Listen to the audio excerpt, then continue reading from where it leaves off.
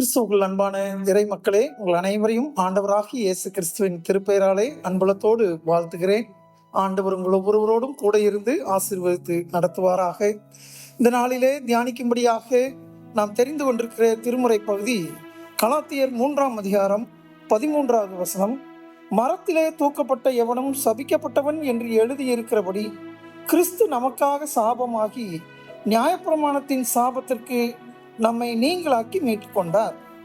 நியாயப்பிரமாணத்தின் சாபத்திற்கு நம்மை நீங்களாக்கி மீட்டுக்கொண்டார். இயேசு கிறிஸ்து சாபத்திலிருந்து விடுதலையை தருகிறவர். சாபத்திலிருந்து விடுதலை தருகிற இயேசு கிறிஸ்து நமக்கு வாழ்வை கொடுக்கிறார். நீண்ட நெடிய ஒரு அழிவில்லாத வாழ்வை கொடுக்கும்படியாக அவர் தன்னையே தியாகமாக கொடுத்திருக்கிறார். இந்த சாபம் என்கிற வார்த்தை எபிரேய மொழியிலே ஆரார் என்று பயன்படுத்தப்பட்டிருக்கிறது. இந்த ஆரார் என்ற அந்த வார்த்தை ஆதியாகமம் 3ஆம் அதிகாரம் 14, 16, 17 ஆகிய வசனங்களிலே பயன்படுத்தப்பட்டிருக்கிறது. முதல் 2 அதிகாரத்திலே ஆதியாகமத்திலே ஆதாம் ஏவாளை படைத்து மரணமில்லாத ஒரு வாழ்வை ஆண்டவர் தந்திருக்கிறார். ஆனால் ஆதாமுடைய மீறுதல் மரணத்தை கொண்டு வந்து சாபத்தை அவன் ஏற்படுத்தி கொண்டான். அப்படி என்றால் கடவுளுடைய பாதுகாப்பை விட்டு விடுதல் அல்லது நீக்குதல் அல்லது கடவுளுடைய பாதுகாப்பை விட்டு நீங்கிக் கொள்ளுதல் என்கிற பொருளிலே இந்த ஆரார் என்கிற எபிரேய வார்த்தை பயன்படுத்தப்பட்டிருக்கிறது. சாபம் என்கிற அந்த தமிழ் சொல்லுக்கு எபிரேய மொழியிலே கடவுளுடைய பாதுகாப்பிலிருந்து தன்னை நீக்கிக் கொள்ளுதல், விடுவித்துக் கொள்ளுதல் என்ற பொருள் இங்கு ஆதியாகமத்திலே குறிப்பிடப்படுகிறது. ஒருவேளை சிறு குழந்தைகள், நடக்க பழகிற குழந்தைகள், அவர்கள் பெற்றோருடைய கரங்களை பிடித்து நடக்கிறவர்கள் சில நேரங்களிலே கரங்களை உதறிவிட்டு அவர்கள் நடப்பார்கள். பல நேரங்களிலே பல மனிதர்கள், பல கிறிஸ்தவர்கள் ஆண்டவருடைய கரத்தை உதறிவிட்டு நடக்கும்போது அது கடவுளுடைய பாதுகாப்பு இல்லாமல் போய்விடுகிறது. இன்னொரு வார்த்தை பயன்படுத்தப்பட்டிருக்கிறது, கலால் என்று பயன்படுத்தப்பட்டிருக்கிறது. அந்த வார்த்தை டிஸ்பைஸ் என்று ஆங்கிலத்திலே சொல்லப்படுகிறது. இந்த வார்த்தைக்கு எபிரேய மொழியிலே ஆதியாகமம் 16ஆம் அதிகாரம் 4வது வசனத்திலே சாராளை ஆகார் அற்பமாக எண்ணினார் என்று குறிப்பிடப்படுகிறது. திருமறையிலே குறிப்பாக நற்செய்தி நூலிலே, மார்க்கு நற்செய்தி நூலிலே 11ஆம் அதிகாரத்திலே ஆண்டவராகிய இயேசு கிறிஸ்து அத்திமரத்தை பார்த்து சபிக்கிறார். இதை நாம் எப்படி புரிந்து கொள்வது? ஆண்டவர் இயேசு கிறிஸ்துவே ஒரு மரத்தை, அத்திமரத்தை பார்த்து சபிக்கிறார். அப்படி சபிக்கும் போது அங்கு நடைபெறுகிற அந்த காரியங்கள் மார்க் எழுதிய நற்செய்தி நூல் 11ஆம் அதிகாரத்திலே 12வது வசனம். மறுநாளிலே அவர்கள் பெத்தானியாவிலிருந்து புறப்பட்டு வருகையில் அவருக்கு பசி உண்டாயிற்று. அப்பொழுது இலைகளுள்ள ஒரு மரத்தை தூரத்திலே கண்டு அதில் ஏதாகிலும் அகப்படுமோ என்று பார்க்க வந்தார். அத்திப்பழ காலமாய் இராதபடியினால் அவர் அதனிடத்தில் வந்தபோது அதில் இலைகளே அல்லாமல் வேறொன்றையும் காணவில்லை. அப்பொழுது இயேசு அதை பார்த்து, இது முதல் ஒரு காலும் ஒருவனும் உன்னிடத்தில் கனியை புசியாதிருக்க கடவன் என்றார். அதை அவருடைய சீஷர்கள் கேட்டார்கள். 19வது வசனத்திலே மறுநாள் காலையிலே அவர்கள் அவ்வழியாய் போகும்போது அந்த அத்திமரம் வேரோடே பட்டு போயிருக்கிறதை கண்டார்கள். பேதுரு நினைவு கூர்ந்து ஆண்டவரை நோக்கி, ரபி, இதோ நீர் சபித்த அத்திமரம் பட்டு போயிற்று என்று சொல்லுகிறார். ஆண்டவர் இயேசு கிறிஸ்து சொன்ன ஒரு வார்த்தையிலே அந்த அத்திமரம் மாலையிலே முற்றிலுமாக பட்டு போயிற்று. இதை பேதுரு ஆண்டவர் இடத்திலே கேட்கும்போது ஆண்டவர் இந்த ஒரு செயல் நிமித்தமாக சாபத்திலிருந்து விடுதலை தருவதற்கான வழியை அவர் ஏற்படுத்தி கொடுக்கிறார். அடுத்த வசனம் இப்படி சொல்லப்படுகிறது, இயேசு அவர்களை நோக்கி, தேவனிடத்தில் விசுவாசம் உள்ளவர்களாய் இருங்கள். அத்திமரம் பட்டு போயிற்று என்று பேதுரு கேட்டதற்கு ஆண்டவர் சொல்லுகிற பதில், நீங்கள் விசுவாசம் உள்ளவர்களாய் இருங்கள். யாராகிலும் இந்த மலையை பார்த்து நீ பெயர்ந்து சமுத்திரத்திலே தள்ளுண்டு போய் என்று சொல்லி நான் சொன்னபடியே நடக்கும் என்று தன் இருதயத்தில் சந்தேகப்படாமல் விசுவாசித்தால் அவன் சொன்னபடியே ஆகும் என்று மெய்யாகவே உங்களுக்கு சொல்லுகிறேன். அப்படி என்றால் சாபத்திற்கு பதில் ஆண்டவர் சொல்லுகிறார், நீங்கள் விசுவாசம் உள்ளவர்களாக, ஆண்டவரிடத்திலே நம்பிக்கை உள்ளவர்களாக உறுதியோடு இருங்கள். உங்களுக்கு அந்த சாபம் எல்லாம் ஒன்றும் செய்யாது. 2வது குறிப்பை சொல்லுகிறார். 24வது வசனம், மார்க் 11ஆம் அதிகாரம் 24வது வசனத்திலே, ஆதலால் நீங்கள் ஜெபம் பண்ணும்போது எவைகளை கேட்டுக்கொள்வீர்களோ அவைகளை பெற்றுக்கொள்ளுவோம் என்று விசுவாசியுங்கள், அப்பொழுது அவைகள் உங்களுக்கு உண்டாகும் என்று சொல்லுகிறேன் என்று சொல்லுகிறார். அப்படி என்றால் சாபத்தை குறித்து தியானிக்கிற நாம் இந்த சாபத்திலிருந்து விடுதலை வேண்டும் என்றால் ஆண்டவர் சொல்லுகிற கடவுள் பெயரிலே, இயேசு கிறிஸ்துவின் பெயரிலே விசுவாசம் வைக்க வேண்டும், ஜெபத்திலே உறுதியாக தரித்திருக்க வேண்டும் என்று இங்கு அவர் குறிப்பிடுகிறார். யோவான் எழுதின நற்செய்தி நூல் 1 அதிகாரம் 12-13 வசனம் இப்படி சொல்லுகிறது. ஆண்டவர் இயேசு கிறிஸ்துவின் திருப்பெயரிலே விசுவாசம் உள்ளவர்களாய் அவரை ஏற்றுக்கொண்டவர்கள் எத்தனை பேர்களோ அத்தனை பேர்களும் கடவுளுடைய பிள்ளைகளாகும்படி அவர்களுக்கு அதிகாரம் கொடுத்தார். அவர்கள் இரத்தத்தினாலாவது உடல் விருப்பத்தினாலாவது புருஷனுடைய சித்தத்தினாலாவது பிறவாமல் கடவுளாலே பிறந்தவர்கள். இந்த இரத்த உறவு என்பது இந்த உலகத்தில் இருக்கிற இரத்த உறவு போல அல்ல. கடவுள் பேரிலே நாம் வைக்கிற விசுவாசம், இயேசு கிறிஸ்துவை சொந்த இரட்சகராக ஏற்றுக்கொள்ளுகிற அந்த நம்பிக்கை என்பது இந்த உறவுகளை காட்டிலும் மேலானது என்று இங்கு சொல்லப்படுகிறது.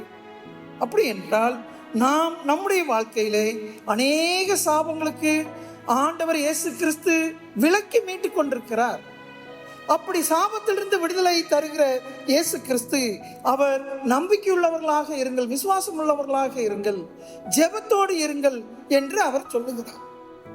இந்த சாபத்தை குறித்து கிரேக்க மொழியிலே பயன்படுத்தப்பட்டிருக்கிற வார்த்தை குறிப்பாக கட்டார் ஹோம் ஹே என்று பயன்படுத்தப்பட்டிருக்கிறது. கட்டார் ஹாம் ஹோயே என்று பயன்படுத்தப்பட்டிருக்கிறது.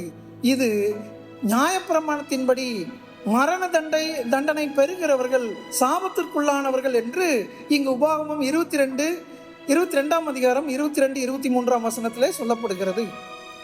இந்த வார்த்தை சாபத்திலிருந்து விடுதலை பெறுவதற்கு இயேசு கிறிஸ்து இந்த விசுவாசத்தையும் ஜெபத்தையும் அவர் ஆழமாக வலியுறுத்தி கூறுகிறார். நாம் ஆண்டவர் பெயரிலே விசுவாசம் வைத்து ஜெபிக்கும் போது நம் மீது விழுந்த சாபத்தை எல்லாம் அவர் சிலுவையிலே சுமந்து தீர்த்திருக்கிறார். எப்படி சுமந்து தீர்த்திருக்கிறார்?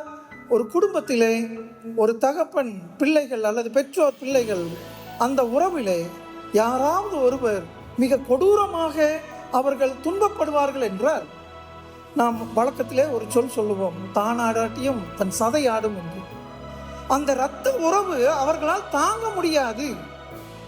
யோவான் எழுதின நற்செய்தி நூல் 1 அதிகாரம் 12-13 வசனத்திலே இந்த இரத்த உறவை காட்டிலும் மேலான உறவிலே இருக்கிற இந்த விசுவாச கூட்டத்தினர் இப்பொழுது இயேசு கிறிஸ்து எந்த பாவம் அறியாமல் சிலுவையிலே அவரை தண்டித்திருக்கிறார்கள்.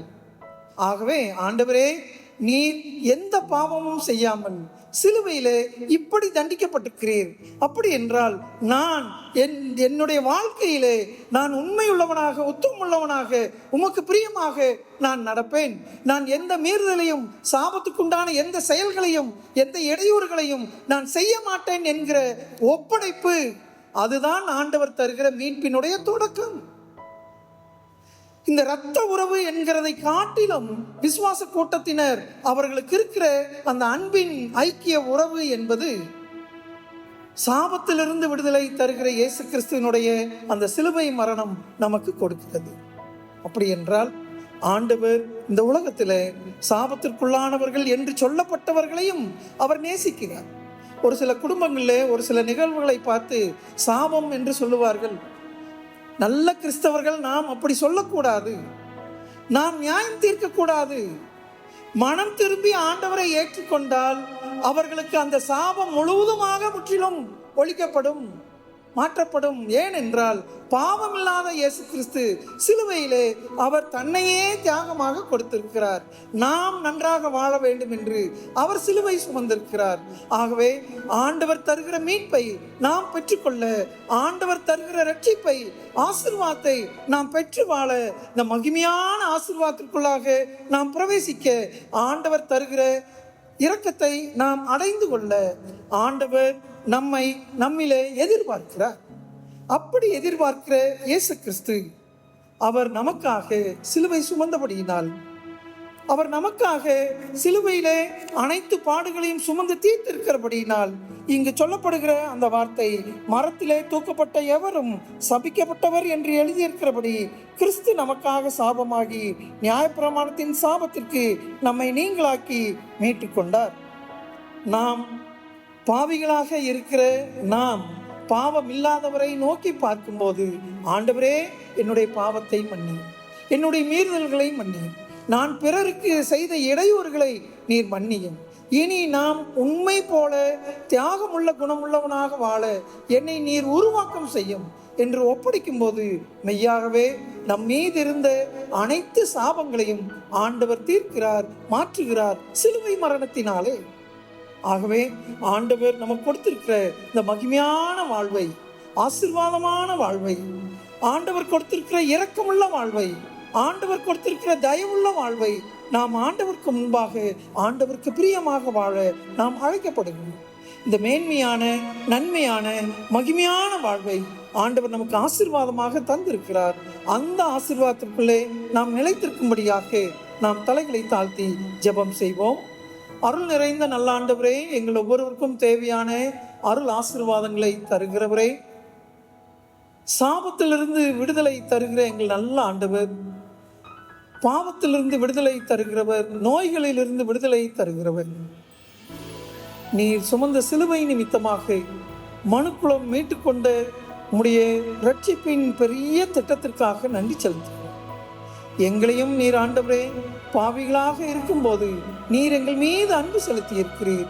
நீர் எங்கள் மீது ஆண்டவரே உம்முடைய கிருபையை தந்திருக்கிறீர், எங்களை வாழ வைத்திருக்கிறீர், எங்களை உயர்த்தி இருக்கிறீர். அதற்காக நன்றி செலுத்துகிறோம். நாங்கள் கடந்து வருகிற காலங்கள் முழுவதுமாக எங்களோடு பயணித்து ஆசீர்வதிக்கிறவர் ஆண்டவரே, அனைத்து மக்களுக்கும் தேவையான உம்முடைய அருள் வரங்களை, விசேஷமாக சாபத்திலிருந்து விடுதலையை நீ தந்து ஆசீர்வதிக்க வேண்டும் என்று இயேசு கிறிஸ்துவின் வழியே வேண்டுகிறோம். எங்களை ஒவ்வொருவரையும் வழி நடத்துகிற நல்ல ஆண்டவரே, ஆமேன், ஆமேன். நன்றி.